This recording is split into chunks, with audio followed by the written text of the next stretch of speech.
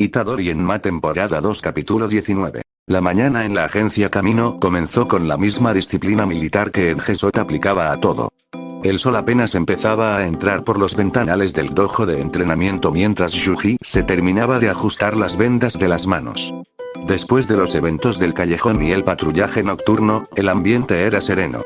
Para alguien que venía de un mundo donde las maldiciones brotaban de cada esquina oscura y las ciudades podían ser arrasadas en una tarde, el silencio de Shizuoka le resultaba casi irreal. Yuji rompió el silencio mientras Edgesot revisaba unos informes en una tableta digital, suspendido en una postura de meditación impecable. Oiga, Edgesot-san, comenzó Yuji, sin dejar de vendarse. ¿Lo de anoche, siempre es así de tranquilo? Edgesot bajó la tableta ligeramente, mirándolo por encima del protector de su rostro. ¿A qué te refieres con tranquilo? Detuvimos un asalto y 3 agresiones. Para una ciudad de este tamaño, es trabajo constante. No, claro, entiendo eso, respondió Yuji, rascándose la mejilla. Pero, no sé. Esperaba algo más grande. No hubo explosiones, ni villanos con planes complicados o bases secretas bajo tierra. Fue casi como una noche normal en un barrio cualquiera. Yuji se detuvo un momento, mirando sus manos. En su mente, la palabra normal.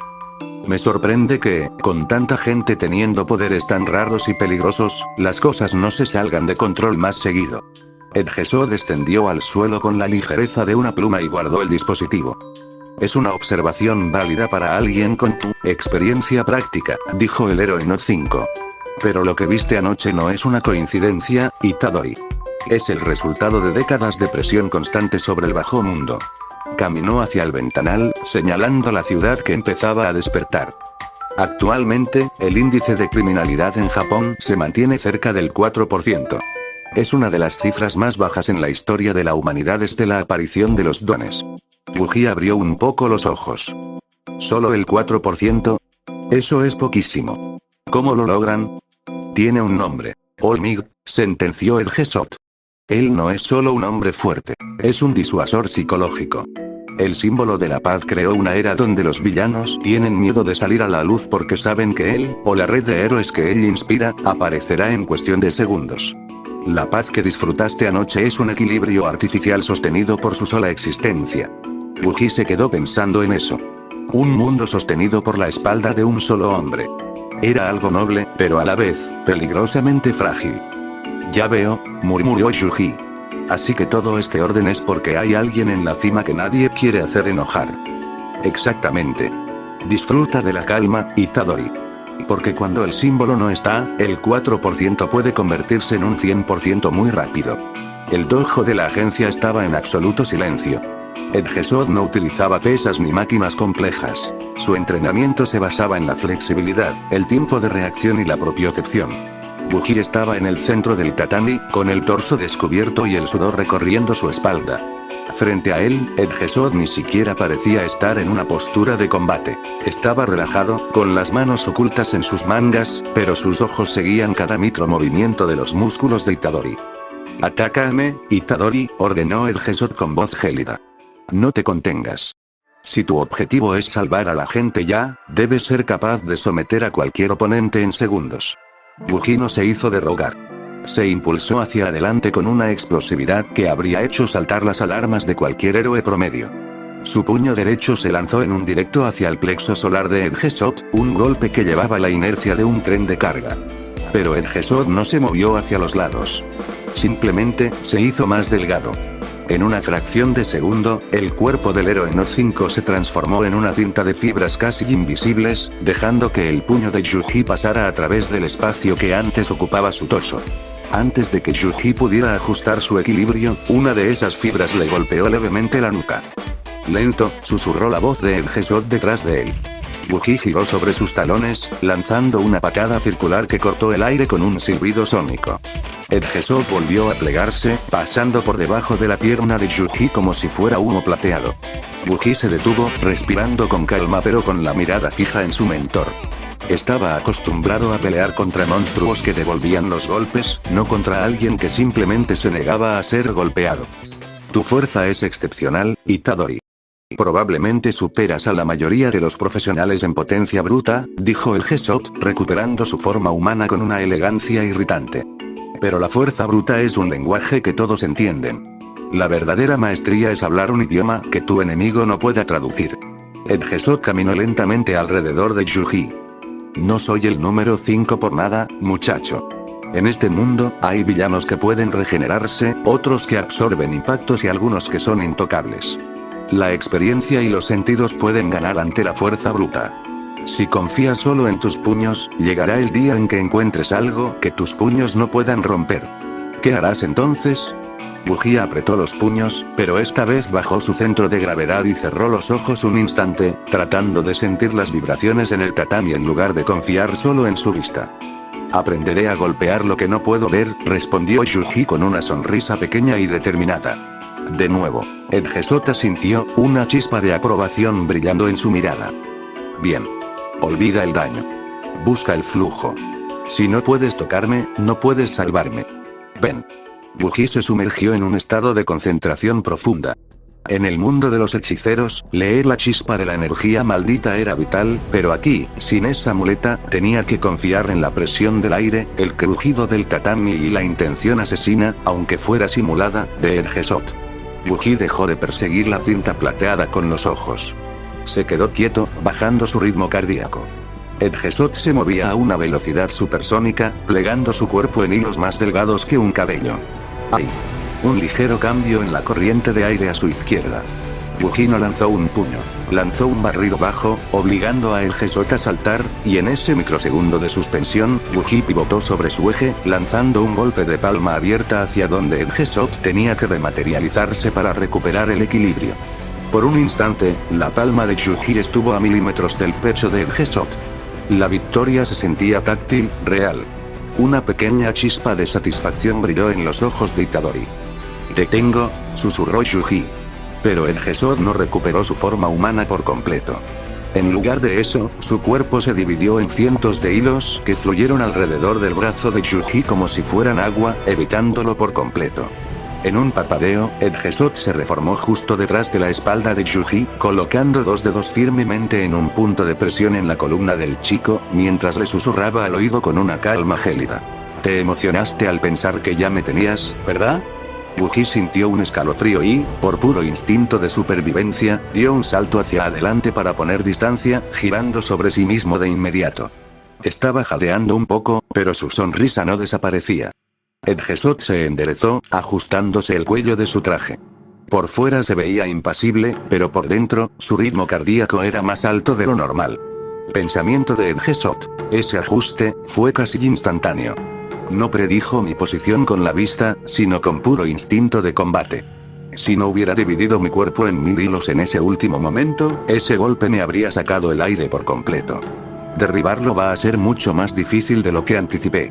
No es un estudiante, es un depredador que está aprendiendo a cazar en un nuevo terreno. En una pelea real, ese segundo de satisfacción es tu sentencia de muerte, sentenció el Gesot. El enemigo más peligroso no es el que tienes enfrente, sino tu propio ego diciéndote que la pelea ya terminó. Yuji asintió, secándose el sudor de la frente con el brazo. Lo siento. Fue un buen truco. No esperaba que pudieras dividirte tanto en el aire. No es un truco, Itadori. Es técnica, respondió el Gesot. Tu capacidad de adaptación es asombrosa, pero todavía peleas como si buscaras un final espectacular. Un ninja busca la resolución silenciosa. De nuevo. Y esta vez, no sonrías hasta que yo esté en el suelo. Yuji se puso en guardia otra vez, pero su mirada había cambiado. Ya no estaba probando, estaba analizando. Estaba empezando a entender que contra el Gesot, la fuerza bruta era un desperdicio, pero la persistencia, eso era algo que Yuji tenía de sobra. Yuji se detuvo, dejando que su respiración volviera a un ritmo normal.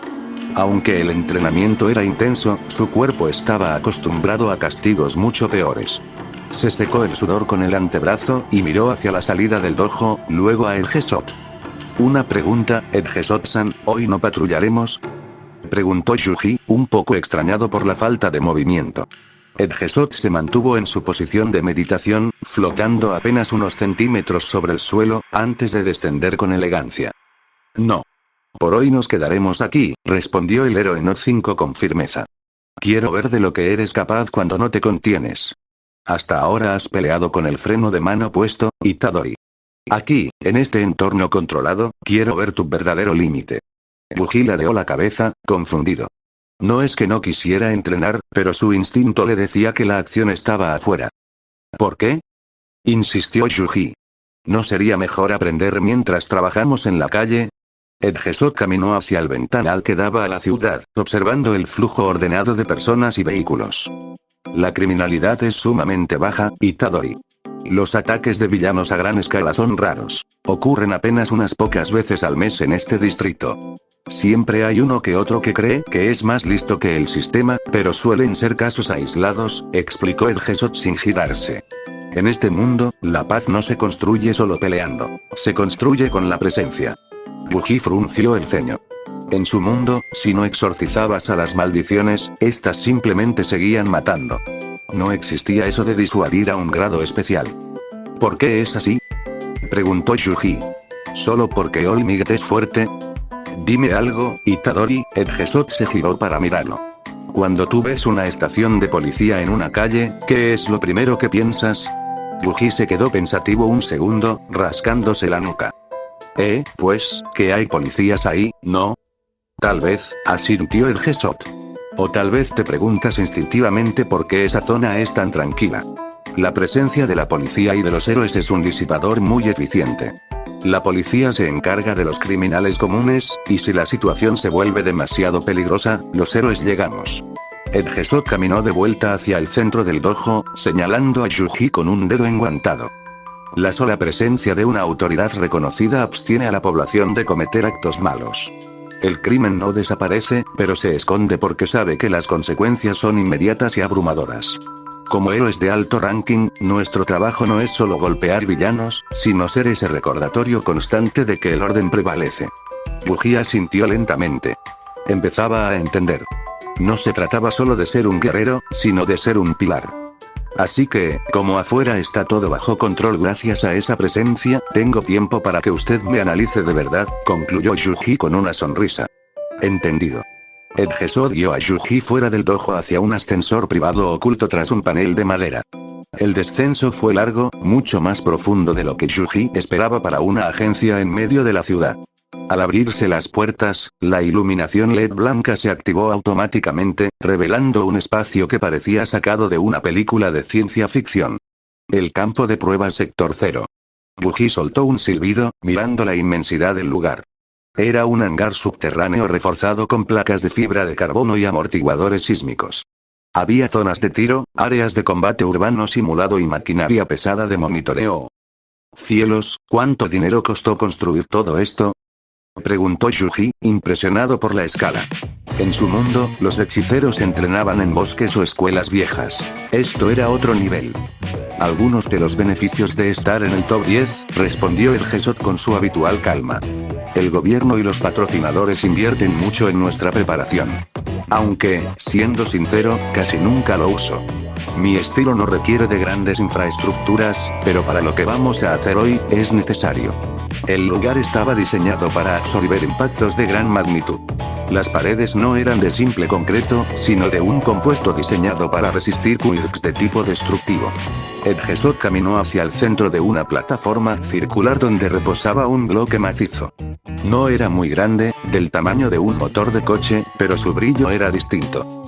Era oscuro, denso y parecía absorber la luz. En este mundo, la tecnología de materiales ha avanzado a pasos agigantados gracias a los dones, explicó Edgesot. Este bloque es una aleación hiperdensificada. Mezcla tungsteno con polímeros reforzados por quirks de endurecimiento molecular. Es 10 veces más resistente que el acero blindado convencional. Buggy se acercó y le dio un pequeño golpe con el nudillo. El sonido fue seco, casi como si golpeara una montaña de piedra sólida. Ni siquiera vibró. Es pesado, murmuró Yuji, sintiendo la densidad del aire alrededor del objeto. Edgesot se cruzó de brazos y dio unos pasos hacia atrás, dándole espacio al chico. Su mirada se volvió aguda, analítica. Te vi en el festival deportivo, Itadori, sentenció el héroe No 5. Vi ese impacto. No fue solo fuerza física. Hubo una distorsión, una liberación de energía que incluso a través de la pantalla se sintió diferente. Wookiee se tensó ligeramente. Sabía que se refería al destello negro, Kokuisen, aunque en este mundo todos pensaban que era una aplicación avanzada de su Kirk de manipulación de sangre. ¿Ves esta pieza de metal, verdad? Continuó el Gesot. Quiero que dejes de contenerte. Usa ese ataque que usaste en el festival. No quiero que lo muevas, ni que lo golpees. Quiero ver si eres capaz de destruirlo. Quiero ver de lo que realmente eres capaz cuando no hay civiles de por medio. Wookiee exhaló profundamente. El aire en el sector 0 pareció volverse más pesado. Sus puños se cerraron y, por primera vez en la pasantía, una intención de combate real emanó de su cuerpo. Wookiee se plantó frente al bloque de metal. No hubo una explosión de adrenalina, sino un silencio sepulcral. Dejó que sus brazos colgaran, relajados, mientras cerraba los ojos. En su mente, no veía un bloque de metal. Veía un punto de convergencia donde la fuerza y el flujo debían encontrarse en el instante perfecto. Ed Gesot, observando desde una distancia prudencial, activó sus sentidos. Como alguien cuyo cuerpo puede dividirse en hilos más delgados que un cabello, su percepción de la energía era quirúrgica. Pensamiento de Ed Gesot. ¿Qué es esta presión? No hay calor, ni electricidad, ni señales químicas de un Kirk de aumento. Pero el aire se está volviendo denso. Wookiee abrió los ojos. En un parpadeo, se lanzó hacia adelante. Su puño derecho viajó en una trayectoria perfecta y, justo en el intervalo de millonésimas de segundo antes del contacto, la realidad pareció parpadear. Destello negro, Kokusen, un estallido de chispas negras y rojizas envolvió el área del impacto. No fue un sonido agudo, fue un estruendo sordo y pesado que hizo vibrar los cimientos del sector 0. El bloque de aleación hiperdensificada, diseñado para permanecer inmóvil ante presiones masivas, fue arrancado de su anclaje. Salió despedido hacia atrás con una violencia inaudita, arrastrándose por el suelo reforzado y dejando una estela de chispas y metal raspado hasta detenerse a varios metros de distancia. El diagnóstico Wookiee exhaló un hilo de vapor, bajando el puño que aún emitía pequeñas trazas de energía residual. Ed Gesot se acercó al bloque, examinándolo con detenimiento. El metal no se había roto ni fragmentado, pero en el centro exacto donde Wookiee golpeó, había una abolladura cóncava y profunda, como si una prensa hidráulica de escala industrial hubiera presionado el bloque. La estructura atómica del metal parecía haberse compactado por la pura fuerza del golpe. «No lo destruiste», murmuró el Gesot, pasando sus dedos por el cráter en el metal, «pero moviste algo que se supone es inamovible. Tu control de flujo no es una técnica de aumento, es una concentración absoluta de masa e intención». Wookiee se rascó la nuca, un poco apenado. Es difícil dar el golpe perfecto siempre. Pero al menos esta vez no se me rompió la ropa. Mientras tanto, en el taller de Agane, la luz del sol entró por la ventana del almacén, golpeando directamente el rostro de Izuku. Se despertó de un salto, sintiendo el cuerpo pesado pero, extrañamente, sin el dolor punzante de los huesos rotos. Agane estaba allí, bebiendo café frente a una pantalla con datos biométricos. «Buenos días, motorcito», dijo Agane con una sonrisa de lado. «Dormiste 3 horas, pero tus niveles de recuperación son estables. Tu cuerpo finalmente procesó la información del flujo constante». Izuku se miró las manos. Cerró el puño y, al instante, el Full Cowl se activó. No hubo parpadeos, ni chispas erráticas. El brillo verde era una corriente suave y constante que envolvía sus músculos como un traje invisible. «Se siente natural», susurró Izuku, poniéndose de pie. «Agane-san, ya podemos». «Sí, niño», interrumpió el mecánico, lanzándole sus guantes reforzados. «El mantenimiento terminó. Es hora de sacar ese motor a la carretera. Prepárate, vamos a patrullar con el turno de la mañana». Izuku asintió con una determinación que no tenía el día anterior. Ya no tenía miedo de apagarse. Ahora, sabía cómo mantenerse encendido. Agane ajustó sus gafas y se cruzó de brazos frente a la placa de metal, que ya mostraba las marcas de la noche anterior. Izuku estaba en posición, con las piernas ligeramente separadas, respirando de forma rítmica. «Bien, niño. Escucha», dijo Agane, señalando el pecho de Izuku. «Ya sabemos que el motor arranca. Ahora quiero ver cómo se mantiene en marcha mientras aceleras. No busques el golpe de gracia, busca que la energía no se detenga después de soltar el puño». «Entendido», respondió Izuku. Sus ojos estaban fijos en el objetivo. Mantener el flujo. No dejar que la presión caiga. Exacto. Si sientes que parpadea, no entres en pánico, solo ajusta la mezcla. Dale cuando estés listo. Encendido. One for all 5%. Izuku cerró los puños. Al instante, las venas rojizas del One for all recorrieron su cuerpo, seguidas por el resplandor de las chispas verdes. Esta vez, el brillo no era errático. Se mantenía ahí, constante, envolviendo sus brazos y piernas como una corriente de agua eléctrica. Hubo un par de microparpadeos en su hombro izquierdo, una pequeña falla en la distribución, pero Izuku no se detuvo. Simplemente exhaló y lanzó el golpe. ¡Clan! El impacto fue seco. La placa se hundió otros 2 centímetros, pero lo más importante fue que las chispas verdes no desaparecieron tras el contacto. Izuku mantuvo el full cowl activo incluso después de retirar el puño, retrocediendo un paso con total control. Agane se acercó y golpeó la placa con el nudillo, asintiendo para sí mismo. Luego miró a Izuku, que seguía envuelto en energía, aunque un poco sudoroso. El motor ya no tose, Midoriya. Sigue habiendo un poco de vibración en las curvas, pero eso se quita con kilómetros de uso, dijo Agane, apagando su tableta. Dime la verdad, ¿cómo se siente? Ya no hablo de teorías de libros, hablo de tu cuerpo. ¿Cómo sientes el viaje? Izuku relajó los hombros y dejó que el poder se disipara lentamente. Se miró las manos, abriéndolas y cerrándolas. Se siente ligero, respondió Izuku con honestidad. Antes sentía que cargaba una mochila de 100 kilos y tenía que lanzarla cada vez que golpeaba. Ahora es como si la mochila fuera parte de mi espalda. No tengo que pensar en activarlo, solo en no apagarlo. Es mucho más cómodo para mis brazos. Agane soltó una carcajada corta y le lanzó una toalla. Cómodo. Me sirve. Si es cómodo, es eficiente. Si es eficiente, dura más. Anda, límpiate esa cara. Tu traje ya está revisado y el equipo de apoyo está en el maletero. Vamos a ver qué tal te portas cuando el tráfico sea real. La escena se desarrolla en una zona de viejos almacenes reconvertidos en viviendas. Un crujido ensordecedor, como el de un gigante rompiendo huesos, corta el aire. Una de las columnas principales de un edificio de 4 plantas ha cedido por fatiga de material, y la estructura se inclina peligrosamente sobre un callejón donde un grupo de civiles, una mujer y 2 niños, ha quedado atrapado por los escombros que cayeron primero. Izuku frenó en seco. El polvo nublaba su visión, pero sus oídos registraban el sonido del concreto fracturándose. Sus manos temblaron un instante.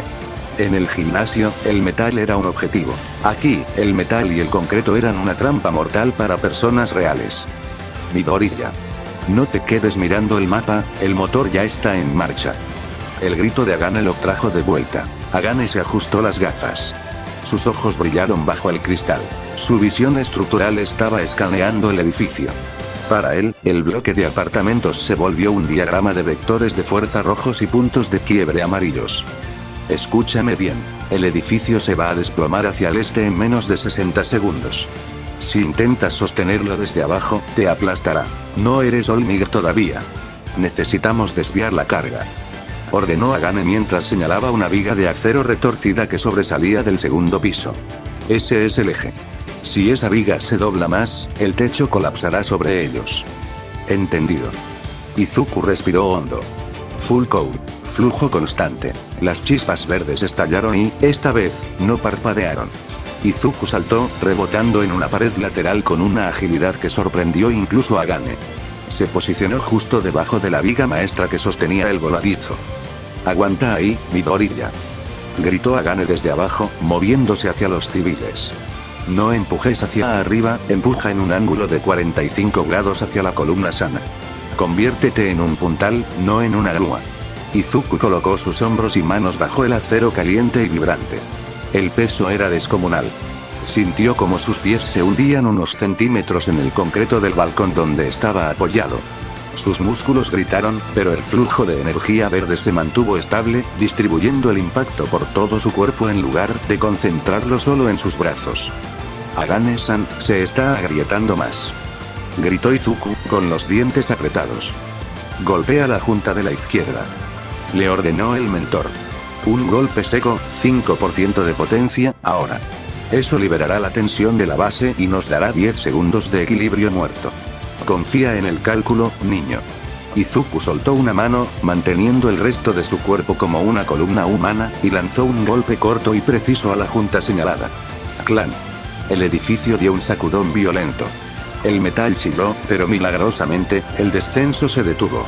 El motor de Izuku estaba funcionando a máxima revolución, manteniendo la estructura en un equilibrio precario. Abajo, Agane aprovechó el hueco de tiempo. Con una eficiencia mecánica, movió los escombros que bloqueaban a la familia. Rápido, muévanse hacia la calle principal. No miren atrás. Instó Agane, guiándolos con calma mientras vigilaba las grietas que subían por las paredes. Izuku veía todo desde su posición. Sus piernas temblaban violentamente. El sudor le caía por la frente, nublándole los ojos, pero no apagó el full cowl. Sabía que si su flujo fallaba un solo milisegundo, el edificio terminaría de ceder. Ya casi están fuera, Midoriya. 5 segundos más. Gritó Agane. De repente, un trozo de cornisa se desprendió justo encima de los niños. Izuku, sin soltar la viga principal, estiró su pierna derecha y, en un movimiento de reflejo puro, pateó el escombro en el aire, pulverizándolo antes de que tocara a los civiles. Fue una maniobra arriesgada que casi le hace perder el equilibrio, pero su nuevo control le permitió recuperar el eje al instante. Fuera. Están fuera. Rugió Agane desde una distancia segura. Izuku no esperó. Sabía que el edificio estaba en su límite absoluto. Suelte el flujo. Se dijo a sí mismo. En lugar de simplemente saltar, Izuku dio un último empujón masivo para ganar impulso y se lanzó hacia atrás en un estallido de chispas verdes. Un segundo después, la estructura que él sostenía cedió por completo, desplomándose en una nube de polvo, metal y concreto triturado. El estruendo fue ensordecedor. Un segundo, solo bastó un segundo para que todos fueran costa abajo.